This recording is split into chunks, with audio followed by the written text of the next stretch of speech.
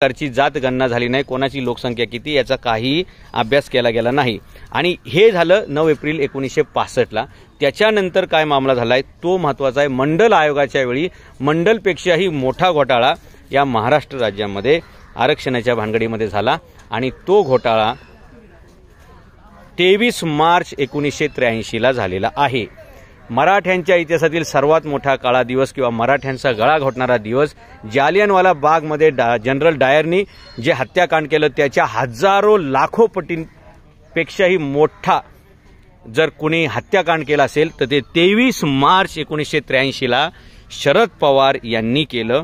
आणि शरद पवार हे महाराष्ट्राचे मुख्यमंत्री असताना त्यावेळी त्यांनी डायरेक्टली ओबीसीचं हे जे 11% आरक्षण होतं त्याच्यामध्ये हे लेवा पाटील, लेवा पाटीदार, लेवा कुणबी अशा 3 जाती फक्त एका ओळीच्या शिफारसीनं एका डेस्क ऑफिसरच्या शिफारसीवरती त्यांनी त्यात ॲड केल्या। ओबीसीचं आरक्षण 11 वरून 14% गेलं होतं, ते त्यांनी शरद पवारांनी डायरेक्टली 14 वरून 30% केलं। आणि घटनेची आरक्षणाची जी मर्यादा आहे सुप्रीम कोर्टाने दिलेली 50% आरक्षण नेलं।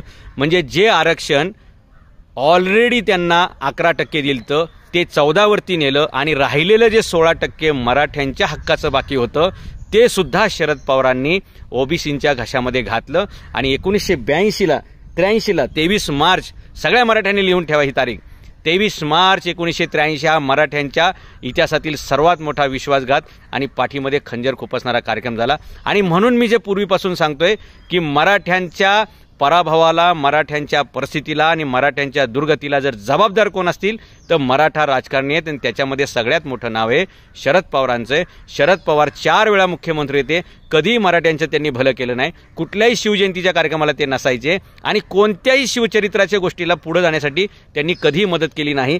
जन्मभर त्यांनी ओबीसीचा दाखला वापरला। त्यांच्या निवडणूक आयोगाच्या कागदपत्रांसमोर तुम्हाला हिंदू माळी, हिंदू धनगर, हिंदू तेली असं काय दिसत नाही, हिंदू पण दिसत नाही, फक्त ओबीसी असं दिसतं मित्रांनो। आणि या माणसाने ओबीसी सर्टिफिकेट स्वतः वापरलं, ओबीसीचे स्वतःमध्ये नोंद केली आणि आयुष्यभर मात्र मराठ्यांना मराठा आहे असं म्हणून फसवलं मित्रांनो। म्हणजे अरे मराठ्यांचा इतिहास हे औरंगजेब समोरून चालून आला तर 27 वर्षे संघर्ष करून त्याला हरवण्याचं काम मराठ्यांनी केले, पण हे सोबत राहून बगलेमध्ये सुरा खोपसायचं काम, पाठीमध्ये खंजीर खुपसायचं काम शरद पवारांनी केलं 1983ला। आणि तिथेच मराठा समाजाचा सगळ्यात मोठा विश्वासघात झाला। मराठा समाजाचा खऱ्या अर्थानं आर्थिक, सामाजिक आणि शैक्षणिक प्रगतीचा खून तिथं पाडला गेला। मराठ्यांच्या या सगळ्या प्रगतीचा कडेलोट झाला आणि मराठा समाज एक समृद्ध समाज ते विपन्न समाज इथपर्यंतचा सगळा प्रवासाला सगळ्यात मोठा जबाबदार घटक जो कोण असेल तर शरद पवारांचा हा निर्णय।